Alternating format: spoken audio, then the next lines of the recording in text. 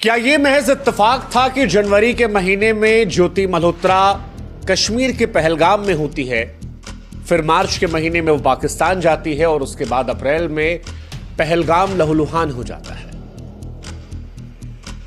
सर्दियों में जब आमतौर पर पहलगाम में टूरिस्ट गायब होते हैं, क्या ज्योति मल्होत्रा इत्तेफाकन वहां मौजूद थी या पहलगाम की खूनी साजिश का वो भी हिस्सा थी? एक साधारण सी इन्फ्लुएंसर आखिर 2 साल में 3 बार पाकिस्तान का वीजा कैसे पा लेती है? चलो मान लिया पहली बार पाकिस्तान देखने की शायद उत्सुकता हो, हालांकि पाकिस्तान देखने की उत्सुकता किसको होती है, लेकिन फिर भी मान लेते हैं कि चलो ठीक है देखने गई। लेकिन फिर दूसरी बार, तीसरी बार, ये केवल इत्तेफाक है? एक साधारण से इन्फ्लुएंसर मरियम नवाज से कैसे मुलाकात कर लेती है? पाकिस्तान में अधिकारी दानिश उसका दोस्त कैसे बनता है? और अगर यह भी इत्तेफाक है तो क्या वजह रही होगी कि आईएसआई के शाकिर को उसने नाम बदलकर जट रंधावा के नाम से सेव किया था?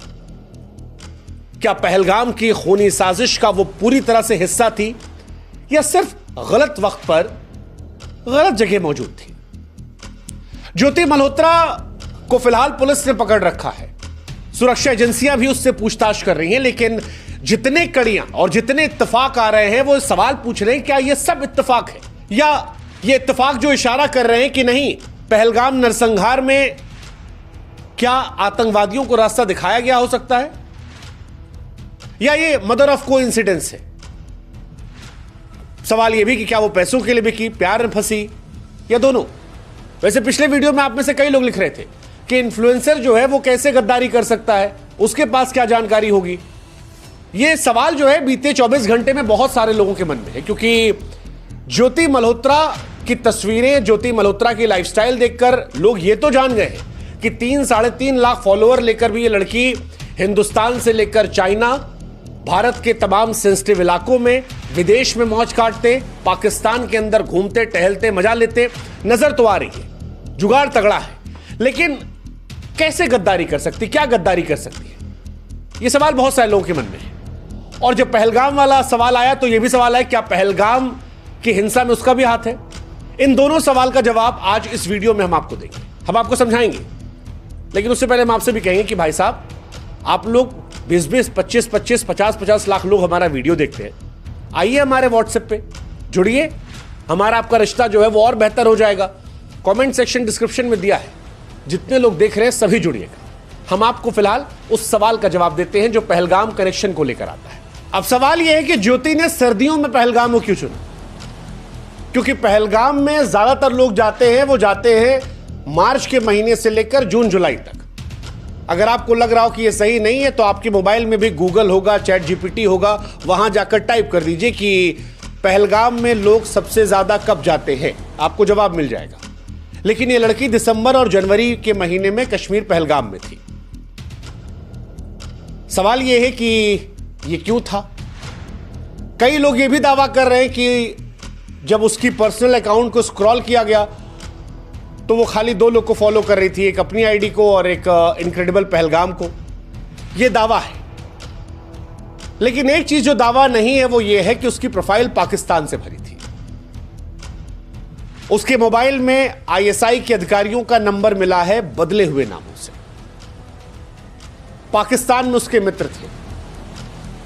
वो लड़की जो हरियाणा के मुख्यमंत्री से मुलाकात नहीं कर पाई, वो पंजाब की पहली महिला मुख्यमंत्री के साथ खड़ी थी और उन्हीं की तरह बढ़िया माथे पे लगा के बिल्कुल मेलजोल चल रहा था।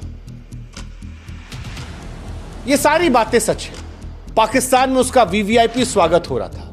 वो चाइना गई थी, वो भारत के हर सेंसिटिव इलाकों में गई है, वो बांग्लादेश भी घूम के आई है। ये सारी बातें आ रही है। और अगर उसे घूमने का शौक था तो फिर दुनिया में और भी इलाके थे, लेकिन वो इलाके जो सेंसिटिव है और बाद में जो लव जिहाद या रिश्ते वाली बात आ रही है जिसमें अय्याशी का जिक्र चल रहा है, बाली में जिसकी खबरें चल रही है, उधर हम नहीं जाएंगे। लेकिन ज्योति मल्होत्रा ने दिसंबर 2024 और जनवरी 2025 को पहलगाम का दौरा किया था। सर्दियों की वजह से वहां लोग गायब होते हैं और उसके बाद अप्रैल में ये पूरी घटनाक्रम हुई जिससे पूरा देश, दुनिया सहम गई थी। अब सवाल ये कि संयोग है, साजिश है, ये बहुत बड़ी बात है और यहीं से सारा सवाल शुरू हो रहा है, क्योंकि पहलगाम में लोग नहीं जाते। उस टाइम हमले से ठीक पहले मार्च 2025 में ज्योति पाकिस्तान गई। अब जब कहा जा रहा है कि उसके संबंध आईएसआई से थे, तो क्या आईएसआई को पहलगाम की सुरक्षा, सैन्य ठिकानों या रास्तों की जानकारी दी? आप में से कुछ लोग कहेंगे कैसे, हम आगे आपको बताएंगे कि इन्फ्लुएंसर्स का इस्तेमाल कैसे आईएसआई कर सकती है। ये सारी बातें आज हम आपको इस वीडियो में समझाएंगे। लेकिन कुल मिलाकर कहानी यही है कि पाकिस्तान और पहलगाम, ये दोनों का साथ आना शक की आग में घी को डालते हैं और इसी वजह से जांच एजेंसियां जो है उसके मोबाइल, लैपटॉप, उसके रिश्तों सबको खंगाल रही है। अब ये तो जांच के विषय है, लेकिन पाकिस्तान से उसका प्यार ये जांच का विषय नहीं है। और ये सवाल भी उठता है कि एक हिंदुस्तानी लड़की का पाकिस्तान से इतना प्यार क्यों था? क्या वो पाकिस्तान की जासूस थी या प्यार में पड़ गई थी किसी के, जिसके चक्कर में बार बार पाकिस्तान जा रही थी? एक लड़की को 3 बार वीजा कैसे मिल गया? खबर यह भी थी कि वो चौथी बार जा रही थी। मरियम नवाज से उसको किसने मिलाया और कैसे उसे मरियम नवाज से इतना समय मिला कि वो आराम से वीडियोस बना रही है? क्योंकि वो भारत के कोई बहुत बड़ी इन्फ्लुएंसर नहीं है जिसके 10, 20, 15 मिलियन फॉलोवर हो। 2.5-3 लाख फॉलोवर भारत में हर एरे गहरे नत्थु खेरे के हैं। ज्योति की जब आप कुंडली खंगालते तो आपको दिखता है कि 2023 में पाकिस्तान हाई कमीशन दिल्ली में जो है वहां पर इफ्तार पार्टी होती है। इनको बुलाया जाता है, दानिश मियां बुलाते हैं और वहीं पर शाकिर और अली एहसान से मिलवाया जाता है। अब सवाल ये कि दोस्ती थी या हनी ट्रैप? और फिर 3 बार पाकिस्तान इनका जाना होता है। पहली बार 2023 में 10 दिन का वीजा लेके, जिसके बारे में कहा जा रहा वहां आईएसआई से मुलाकात हुई। दूसरी बार अप्रैल 2024 में दोबारा पाकिस्तान, और तीसरी बार मार्च 2025 में फिर पाकिस्तान। 3 बार। और चौथी बार ये जानने वाली थी, उससे पहले इनको उठा लिया गया। मरियम नवाज का इंटरव्यू 2024 में उन्होंने किया था। पाकिस्तान की पहली महिला सीएम है और नवाज शरीफ की बिटिया है, और नवाज शरीफ के भाई जो शहबाज शरीफ है वो पाकिस्तान में प्रधानमंत्री है। नवाज शरीफ इमरान खान के पहले प्रधानमंत्री थे। अब एक साधारण से इन्फ्लुएंसर इतने बड़े बड़े लोगों में कैसे घूम रही है? यह सवाल बड़ा इंपॉर्टेंट है। और हिसार पुलिस जब यह कहती है कि उसने कश्मीर, पंजाब, राजस्थान की सैन्य जानकारियां लीक की है, तो फिर यह सवाल बड़ा उठता है। इसके अलावा इसकी शातिरपना भी दिखा। आईएसआई के शाकिर का नंबर जो था वो जट रंधावा के नाम सेव था। तो अगर कुछ गलत नहीं था तो फिर नंबर जो है वो मैडम क्यों छिपा रही थी? और जैसा हमने कहा, ये चीन गई हैं, बांग्लादेश गई हैं, यहां सब क्यों जा रही थी बार बार? ज्योति का पाकिस्तान से रिश्ता साफ तौर पर था, पैसे का था, मोहब्बत में था, क्या था वो सुरक्षा एजेंसियां बताएंगी। लेकिन जो कुछ था वो भारत के खिलाफ जा रहा था और यह सवाल बड़ा इंपॉर्टेंट है। अब सवाल है कि इन्फ्लुएंसर्स कैसे आईएसआई के मोहरे बन जाते हैं, तो आज इसको हम आपको विस्तार से समझाते हैं। ज्योति जैसे इन्फ्लुएंसर्स कैसे आईएसआई के लिए काम कर सकते हैं, यह सवाल बहुत लोगों के मन में है कि क्या हर इन्फ्लुएंसर खतरनाक हो सकता है? क्या आपका फेवरेट ब्लॉगर जो है वो जासूस हो सकता है? ये सारे सवाल लोगों के मन में है। ज्योति जैसे इन्फ्लुएंसर सच कहे तो आईएसआई के लिए सोने की खान जैसे परफेक्ट हथियार बनते हैं। कैसे, हम समझाते हैं। जियो टैग्ड कंटेंट, ये नाम सुना आपने? नक्शे में छिपा हुआ जहर, आप नहीं जानते होंगे। जब भी कोई इन्फ्लुएंसर किसी सैन्य ठिकाने, सड़कों के पास या कहीं जहां सेना रहती है उसके आसपास के पुल या हवाई अड्डों के पास वीडियोस बनाता है, और अगर वो जियो टैग कर देता है, यानी लोकेशन जो है वहां की टैग कर देता है, तो वो सही जानकारियां आईएसआई जैसे संगठनों के लिए खजाना हो सकती है। उदाहरण के तौर पर, आपको समझ में नहीं आएगा भी, जब 2000 का दशक चल रहा था, उसके एंड के आसपास, यानी 2010 उसके आसपास, फेसबुक पर काफी लोग एक्टिव होते थे। और कहा जाता है कि अमेरिकी फौज जो है वो फेसबुक पर फोटोज डालते थे, तो लोग अक्सर अपनी लोकेशन टैग कर देते थे। 2010 में अमेरिकी रक्षा विभाग ने फेसबुक पर लोकेशन, जब आप फोटो डालते हैं तो लोकेशन टैग करने को बैन कर दिया था। 2010 के आसपास ही इजरायली सेना द्वारा सोशल मीडिया पर जियो टैग पोस्ट के चलते कई बार सैन्य ठिकानों की जानकारियां भी लीक हो गई थी। 2018 में स्ट्रावा ऐप के जियो टैग डेटा ने अफगानिस्तान में अमेरिका के तमाम सैन्य ठिकानों को उजागर कर दिया था। दरअसल सैनिक लोग जो है घड़ी पहनते थे, उस घड़ी में फिटनेस ट्रैकर था, उससे लोकेशन लीक हो गई थी। ये सारे इतिहास में मामले रहे हैं। अब जिन लोगों के मन में सवाल है कि ज्योति मैडम कैसे हेल्प कर रही होंगी पाकिस्तान की, तो अगर ज्योति ने पहलगाम में सैन्य चौकियों, रास्तों या सुरक्षा व्यवस्था के पास जियो टैग्ड वीडियो बनाया तो आईएसआई को उस इलाके की जानकारी बखूबी मिल गई, एक एक लोकेशन। दूसरा, इन्फ्लुएंसर्स जो होते हैं उन पर कोई डाउट नहीं करता। उनके रिश्ते जो होते हैं अक्सर नेताओं से, अधिकारियों से, सैन्य कर्मियों से होते हैं। कई बार वो संवेदनशील जगहों पर पहुंच जाते हैं जहां पर आम आदमी नहीं पहुंच सकता, क्योंकि सबको प्रचार प्रसार चाहिए होता है। तो अगर वो पीएमओ तक, सीएमओ तक पहुंच जाते हैं और आईएसआई के लिए वो काम कर रहे हैं, तो वो बहुत सारी जानकारियां यहां से वहां पहुंचा सकते हैं। ऐसे में क्या ज्योति मल्होत्रा ने कश्मीर में किसी सैन्य अधिकारी से व्यक्तिगत संवाद किया, कोई जानकारी ली जो यहां से वहां भिजवा दी? Might be possible. तीसरा, नेटवर्किंग का बड़ा होता है इन्फ्लुएंसर्स का। जैसा हमने कहा, अब मान लीजिए ज्योति से कश्मीर में कोई सैन्य अधिकारी ऑफ द रिकॉर्ड बात कर रहा हो और वो बातें उसने बता दी हो, या कोई लड़की थी, कोई सैन्य अधिकारी ही डिनर पर चला गया, धीरे धीरे बात हुई, क्या तैयारियां चल रही हैं, कैसी व्यवस्था आप लोग करते हो, यहाँ क्या करते हो, और ये जानकारियां यहां से वहां चले जाए। और डिनर करना, घूमना, कई बार लोग कैजुअली बात कर लेते हैं, उन्हें लगता है कि हिंदुस्तान की बात है। भाई हम आपस में तो बात कर रहे हैं, प्लस एक लड़की है, सुंदर है, तो कई बार लोग और खुल जाते हैं। वो उस तरह से नहीं सोच पाते और यहीं से सारा खेल हो जाता है, क्योंकि इंडिया के इन्फ्लुएंसर है। भरोसा मुन्ना भैया ने सही कहा था, ये जो भरोसे वाले होते हैं, हाँ ये एक्चुअली सही बात है, क्योंकि इन्फ्लुएंसर्स को भी लोग भरोसेमंद मान लेते हैं, उनकी पोस्ट को उनकी निजी राय मान लेते हैं। वो डाउट नहीं करते कि ये पाकिस्तान का एजेंडा चला रहे हैं, और यहीं से एजेंडा चलाना आसान होता है। जैसे ये दीदी जो थी ज्योति मल्होत्रा, ये पाकिस्तान जा रही थी, पाकिस्तान के कल्चर की बातें करती, संस्कृति की बातें करती थी, वहां 2 हिंदू पकड़ के कहती थी कि देखिए कितने हिंदू खुश हैं।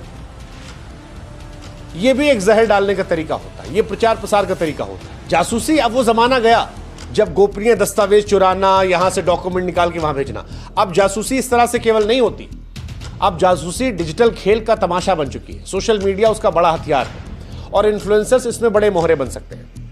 लोग उन पर भरोसा करते हैं, कोई भी जानकारी वो ऐसी शेयर कर दें जो खतरा पैदा हो सकती है। जैसा हमने कहा भी आपको जियो टैग वाला, कि मैं यहाँ वीडियो बना रहा हूँ कि देखिए जी यहाँ पर कितना बढ़िया पुल है, ये है, वो है, वादियाँ हैं, और ये देखिए हमारी सेना काम कर रही है, सेना यहाँ बैठे, कैसे है सर आप, बढ़िया हैं, अच्छे हैं, इतनी सी जानकारी मैं बना दूँ ऐसे। उस जगह की लोकेशन जो है अगर मैंने टैग करके डाल दिया है तो पाकिस्तान को समझ में आ जाएगा कि भाई साहब इस जगह पर फौजी बैठा है, एग्जैक्ट लोकेशन यहां पर। अब सवाल यह है कि ज्योति क्योंकि खुलकर आ गया कि वो पाकिस्तान के लिए काम कर रही थी, तो कैसे इन्फ्लुएंसर्स फंसते हैं? 4-5 तरीका है। एक है हनी ट्रैप का, जिससे इस वाले मामले में दानिश का नाम आ रहा है कि प्यार मोहब्बत या दोस्ती का जाल बिछाकर पटा लो, उसके बाद धीरे धीरे उनको बिना समझ में काम करवाते हो। दूसरा, पैसा बड़ा इंपॉर्टेंट है, क्योंकि भारत में कई सारे इन्फ्लुएंसर्स हैं जिनके यूट्यूब पर 2 मिलियन, 1 मिलियन, 3 मिलियन फॉलोअर होंगे, और आप देखेंगे कि उनका पैसा कौड़ी नहीं है। यूट्यूब पे मिलियन फॉलोअर होने से पैसा नहीं आता, और ज्योति के भी ऐसा नहीं, बहुत सारे व्यूज आते थे। 3 लाख फॉलोअर यहाँ, 1 लाख इंस्टाग्राम पे, इतना भारत में मैंने कहा हर अरे गहरे नत्थु खैरे इन्फ्लुएंसर के पास है। लेकिन दीदी की अगर लाइफस्टाइल देखेंगे आप, तो दीदी की लाइफस्टाइल बड़ी ज़बरदस्त है। वो बाली में घूम रही हैं, बिकनी पहने घूम रही हैं, वो पाकिस्तान में मौज काट रही हैं, पाकिस्तान के 5 स्टार होटल्स में जा रही हैं, वो हमारे यहाँ अरुणाचल में जाती हैं, कश्मीर में मौज कट रही है। उनकी लाइफस्टाइल जो अगर आप उनका इंस्टाग्राम देखेंगे तो आपको लगेगा कि काफ़ी रिच लाइफस्टाइल है। जबकि इनके पिताजी का हम इंटरव्यू देख रहे थे तो वो कह रहे थे कि दिल्ली में बिटिया हमारी 25,000 में नौकरी करती थी, और पिताजी इनके गरीब लगते हैं, घर परिवार ऐसा नहीं कि बहुत रईस है। तो अगर कोई ये कह रहा है कि भैया पैसा हो सकता है घर में, तो घर में इनके पैसा नहीं था। इनकी कोई ऐसी नौकरी रही नहीं जो बहुत ज़्यादा इनको सेविंग दे गई हो, और जो इनका यूट्यूब या इंस्टाग्राम है उसे देखकर ये लग नहीं रहा कि बहुत सारा यूट्यूब से पैसा या इंस्टा से पैसा इनको आता होगा, लेकिन जो लाइफस्टाइल ये दिखा रही हैं उस स्तर का नहीं आता होगा। तो ऐसे में इनके केस में पैसे का लालच भी एक इंपॉर्टेंट हो सकता है। जैसे कोलैबोरेशन करते हैं हम लोग, इनका कोलैबोरेशन हो सकता है आईएसआई ने कर दिया हो, इनकी लाइफस्टाइल की फोटोज देखिएगा आप, अगर आपने इनका अकाउंट स्टॉक किया है तो आप जो हम कहना चाह रहे हैं वो समझ जाएंगे।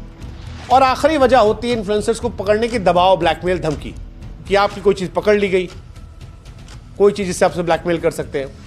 तो हो सकता है कि जो मोहतरमा है ये पैसे के चक्कर में, प्यार के चक्कर में फंस गई और उसके बाद देश के साथ गद्दारी कर दी। लेकिन सवाल फिर वही है, पहलगाम वाली, मतलब गद्दारी तो चलो इनकी एक्सपोज हुई, और ये एक्सपोज इसलिए हुई क्योंकि पहलगाम में घटना हुई, सरकार ने आंख नाक कान खोली। लेकिन क्या पहलगाम में इनकी भी भूमिका थी? क्योंकि दीदी का वीडियो तो हम देख रहे थे कि जी सरकार ने गलत किया है, हमने गलत किया है, आवाज ये उठा रही थी। लेकिन कोई चोर दुनिया का थोड़ी ना कहता कि हम चोरी किए हैं, और ये तो घोषित चोर हो गई हैं। अब तो इन पे इफ बट डाउट है ही नहीं। सरकार, कानून, प्रशासन ने पहले कहा है कि इन्होंने जानकारियां ट्रांसफर की, पुलिस प्रशासन ने कहा कि इन पर हमने नजर रखी थी, सबूत मिले उसके बाद उठाया गया। ये कहा गया कि दीदी जो है वो पाकिस्तान के आईएसआई के नाम बदल के रख रही थी। तो ये तो सब खुला खेल फर्रुखाबादी है। ऐसे में इन पर डाउट, जैसा मैंने कहा कि ये शक की आग में और ज्यादा घी डाल रहा है। और अगर ऐसा होता है तो यार ये बड़ा दुर्भाग्यपूर्ण होगा कि भारत के लोगों की वजह से पहलगाम में वो घटना हो। ये बहुत दुर्भाग्यपूर्ण होगा। अब फिलहाल इनका भविष्य क्या है, कितनी सजा होगी, या क्या जल्दी छूट जाएंगी? तो इनके खिलाफ जिस धाराओं में केस दर्ज हुआ वो बहुत गहरी धारा, और इसीलिए हम कह रहे हैं खुला खेल फर्रुखाबादी। धारा 152 देशद्रोह और राष्ट्रीय सुरक्षा के खिलाफ अपराध, ये केस दर्ज हुआ है। आधिकारिक गोपनीयता अधिनियम 1923 धारा 345 जासूसी और गोपनीय जानकारियां लीक करना, ये इन पर धाराएं हैं जो बड़ी सख्त धाराएं हैं। 3 साल मिनिमम और उम्र कैद तक की सजा हो सकती है। इनका लैपटॉप, इनका फोन जब्त कर लिया गया है। इनके पैसे की जांच की जा रही है। जो निकलेगा, पैसा देखना है कि इन्होंने पैसे कैसे खेला। हालांकि ये स्मार्ट तो है, क्या पैसा इन्होंने लिया है अकाउंट में, या जो इनको दे रहा था वो अकाउंट में क्यों देगा, और भी बहुत सारे तरीके होंगे। अब आई एम श्योर जब एनआईए इन्वॉल्व होगी तो और सारे सबूत खंगालेगी कहाँ से पैसा आया, क्या आया, क्योंकि इनका बैकग्राउंड बड़ा स्ट्रांग नहीं है।